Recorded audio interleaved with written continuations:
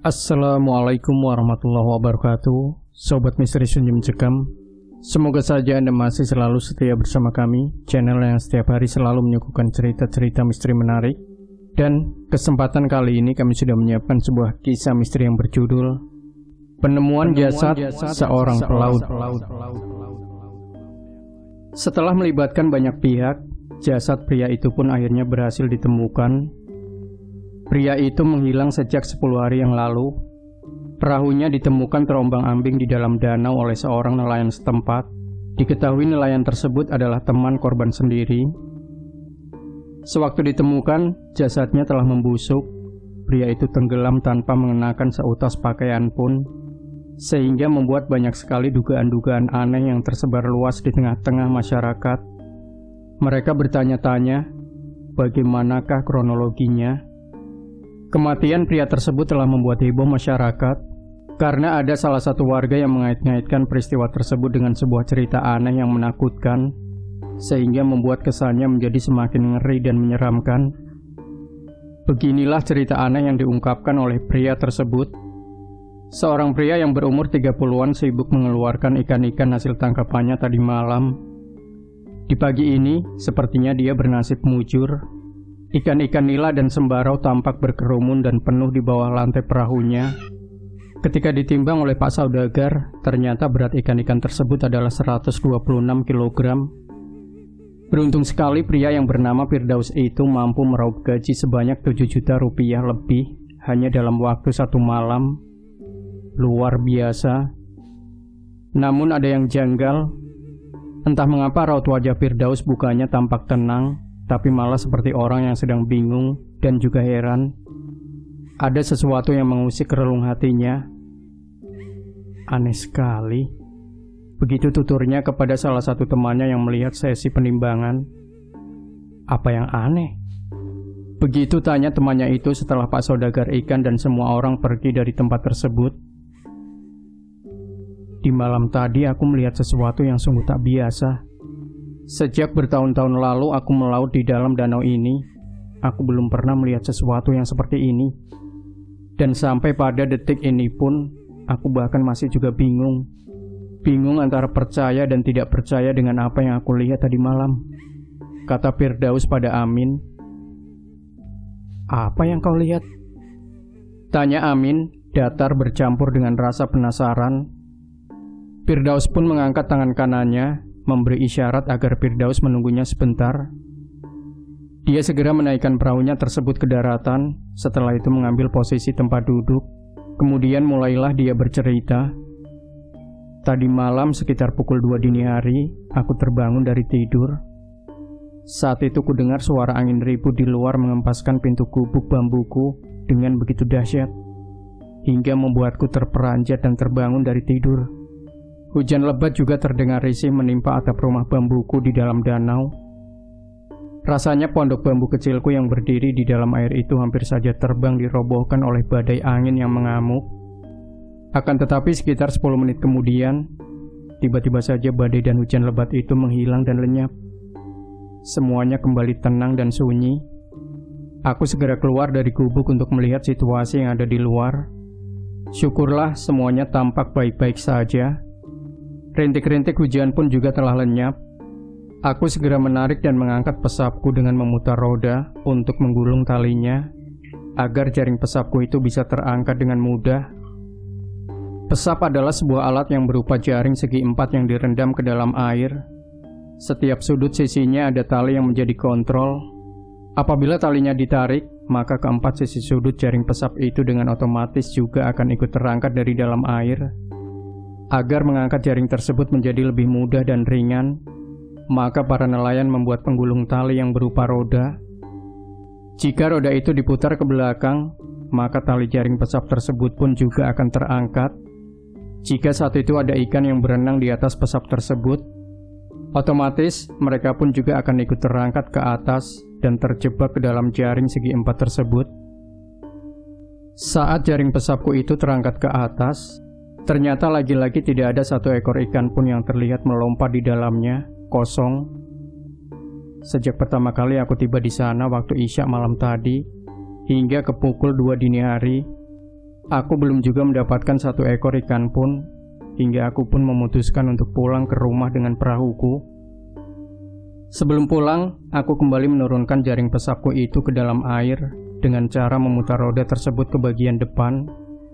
Perlahan-lahan kulihat jaring pesapku itu mulai turun dan airnya tenggelam ke dalam air. Setelah itu aku mulai mengenakan jaket, mengambil barang-barangku, dan kemudian bersiap-siap untuk turun dari gubuk kecilku itu menuju perahuku yang terikat di tiang rumah bambuku. Saat aku hendak berjalan menuruni anak tangga menuju perahu, tiba-tiba saja aku mendengar ada suara air yang berisik dari arah jaring pesapku tadi. Aku pun segera menoleh ke arah sana menggunakan cahaya senterku ke dalam air untuk mencari tahu. Dengan cahaya senter yang menyala terang di kepalaku itu, aku dapat melihat permukaan air danau yang menggelembung hebat. Banyak sekali gelembung-gelembung air yang keluar dari dalam dasar danau, sehingga membuatku tertarik dan menunda kepulanganku. Aku segera berdiri menghadap ke depan sana untuk mengintip pemandangan aneh yang belum pernah aku lihat seumur hidupku tersebut. Aku merasa heran dan bingung. Segera kualihkan pandanganku itu ke arah sisi yang lain di permukaan danau. Ternyata seluruh sisi danau yang lain juga tampak bergelembung, seakan-akan ada rongga tanah di bawah dasar danau yang terbuka dan menganga, sehingga membuat udara-udara yang ada di dasar danau tersebut menjadi naik dan menimbulkan gelombang-gelombang yang begitu banyak di permukaan danau. Aku sempat mengira itu adalah gempa bumi. Namun setelah kuselidiki, ternyata aku tidak merasakan adanya guncangan. Aku pun menjadi semakin bingung dan penuh tanya. Tak lama kemudian, tiba-tiba saja permukaan air danau yang ada di belakang sana tampak bergoncang, sehingga membuat permukaan air danau menjadi berombak. Aku segera menyorotkan cahaya senterku itu ke arah sana untuk memeriksa. Jaraknya sekitar 50 meter dari tempatku berdiri. Entah makhluk apa yang ada di bawah sana, aku tidak bisa melihatnya dengan jelas. Yang pasti makhluk itu sangatlah besar dan berjalan di dalam air, sehingga membuat permukaan air yang ada di atasnya menjadi berombak hebat. Yang dapat kulihat hanyalah cahaya hijau yang cukup terang. Cahaya tersebut berjalan di dalam air memantulkan cahaya senterku dari arah sana menuju ke arah samping jaring pesapku, dan kemudian terus menjauh ke tengah-tengah danau hingga lenyap dari pandangan mataku. Tidak lama setelah cahaya itu lenyap, tiba-tiba saja aku mendengar ada suara yang berisik. Suara itu terdengar seperti hujan lebat yang bergemuruh dan baru turun dari langit. Namun suara itu sepertinya 2 kali jauh lebih keras daripada suara hujan biasa. Aku pun segera mencari tahu apakah gerangan yang sedang terjadi.